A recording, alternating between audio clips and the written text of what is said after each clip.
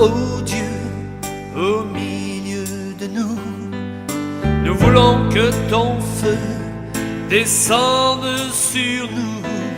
Nous voulons que ta pluie tombe sur nos vies. Nous voulons ta nuée pour nous envelopper. Nous t'élevons, ô Dieu.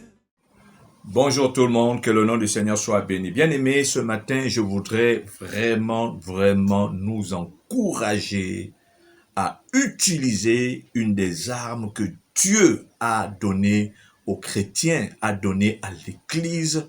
Cette arme, c'est la prière. Je dis bien la prière. La prière et la prière.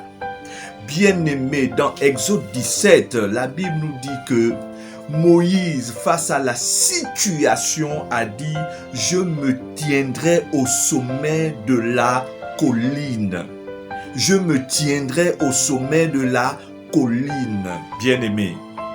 Aussi longtemps que tu resteras loin du sommet de la colline, cela signifie que tu as décidé de subir les situations. Tu as décidé de subir les situations. Moïse a dit « Je me tiendrai au sommet de la colline » parce qu'il avait compris que la prière était une arme, bien-aimé. Et la Bible nous dit dans le verset 11, lorsque Moïse élevait ses mains, Israël était le plus fort. Et lorsqu'il les baissait, Israël perdait des victoires. Bien-aimé, tu ne peux pas vivre loin de la prière et espérer contrôler le monde. Ce n'est pas possible. Lorsque tu pries, tu as le contrôle sur les situations, tu as le contrôle sur les circonstances. Et lorsque tu ne pries pas, tu subis le monde, tu subis les circonstances. Alléluia.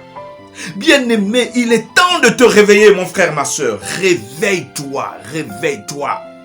Réveille-toi et accepte de t'engager dans la prière. La Bible nous dit que Moïse, à un moment donné, a eu les mains fatiguées.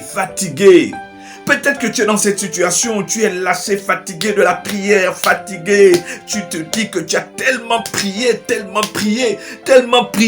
que tu es fatigué. Mais je suis venu te dire, tiens ferme, tiens bon. Moïse a tenu ferme parce que sa prière était vitale. Parce que sa prière devait changer les choses. Tiens bon, tiens ferme. Tiens ferme, bien-aimé. Alléluia. Rien ne pourra venir changer les choses dans ta vie si toi-même tu ne décides pas de t'engager dans la prière. Luc 22, verset 44, il est écrit que, au verset 44, étant en agonie, on parle du Seigneur Jésus lui-même. Étant en agonie, il était en agonie, il priait plus instamment. Est-ce que tu as déjà prié jusqu'à être dans l'agonie? Est-ce que tu as déjà prié jusqu'à ressentir les douleurs de l'enfantement, bien-aimé? Lorsqu'une femme a 9 mois de grossesse, il arrive un temps que ce que nous ne voyons pas, qui est encore, j'allais dire, dans un monde invisible, parce que c'est dans son ventre un enfant, mais pour que cet enfant sorte dans le monde, il faut de la souffrance, il faut de l'agonie pratiquement. Bien-aimé, si tu veux enfanter des choses dans la prière, il te faut accepter de souffrir à genoux. Il te faut accepter de souffrir dans le jeûne. Alléluia. Si tu veux les choses changer, accepte de rentrer dans cette souffrance de la prière, dans l'agonie. Et c'est là où le diable nous gagne.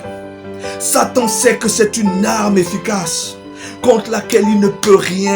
Il ne peut rien et il ne pourra rien, bien-aimé. Il pria instamment.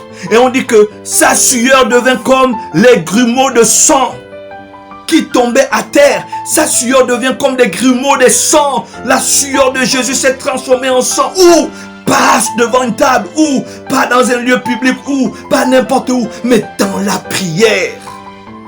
dans la prière, parce que l'œuvre que Christ devait accomplir était importante pour la vie de l'humanité. Tant que tu te désengages de la prière, c'est que tu as accepté de subir les situations. Tant que tu lâches la prière, tant que tu ne tiens pas ferme, c'est que tu as accepté de subir les humiliations, de subir les situations. Alors que par la prière, tu peux contrôler les choses. Tu peux ramener les choses. La Bible déclare que appelle à l'existence ce qui n'existe pas. Appelle à l'existence ce qui n'existe pas. Jésus lui-même a dit, il y a des esprits qui ne sortent que par le jeûne et la prière. Ils ne sortent pas n'importe où. Ce n'est pas parce que je viendrai prêcher un bon message que les esprits vont sortir de ta vie. Il y a certains qui n'obéissent qu'à la prière. Il y a certains esprits qui n'obéissent qu'à la prière au nom de Jésus. Et il y a des circonstances qui sont tenues par ces esprits-là. On pourra apporter le prophétique, on pourra apporter le message, la parole. Ça ne changera pas. Parce que ces esprits-là, qui tiennent certaines circonstances de ta vie, ne sortent que par le jeûne et la prière. Bien-aimé, accepte la prière dans ta vie. Accepte de rentrer dans des temps de prière. Accepte la souffrance qui est attachée à la prière, à l'agonie de la prière, aux grumeaux de sang qui doivent sortir de toi dans la prière, parce que ta vie en dépend, le monde en dépend, ta famille en dépend. Et tant que tu ne t'engages pas dans la prière, tu as accepté de céder une partie de ta vie à l'ennemi. Et peut-être même toute ta vie à l'ennemi. Je suis venu dire à quelqu'un, nous sommes dans les temps où on ne blague plus. On ne blague pas, bien-aimé. Nous sommes dans les temps où tu dois t'engager dans la prière et tenir bon.